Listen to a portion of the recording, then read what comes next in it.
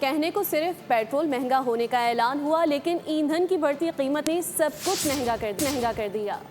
Transport کرایوں سے لے کر اسکول اسٹیشنری، ڈاکٹر فیس، ادویات، سب کچھ مہنگا ہو گیا ہے۔ مہنگا صرف پیٹرول نہیں ہوا، پیٹرولیم مصنوعات کی بڑھتی قیمت نے سب کچھ مہنگا ترین کر دیا۔ مہینے بھر میں ذرائع آمد و رفت کے کرایوں میں 12.14% اضافہ ہو گیا۔ گاڑیوں کی مرمت 1.5% مہنگی ہو گئی۔ جی ہاں، مہنگا صرف پیٹرول نہیں ہوا، تعلیمی اخراجات اور پوسٹل سروسز بھی 1.29% تک مہنگی ہو گئیں۔ سنیے، مہنگا صرف پیٹرول نہیں ہوا، ورلڈ نیوز کو حاصل دستاویز کے مطابق طبی سہولیات کے داموں میں اضافہ ہو گیا۔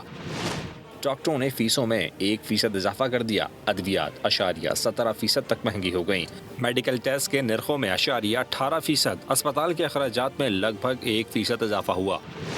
مہنگا صرف پیٹرول نہیں ہوا، شادی ہالز کے دام بھی بڑھ گئے، قیام اور گیسٹ ہاؤسز اور ہوٹلز ریسٹورنٹس کے دام بھی بڑھ گئے۔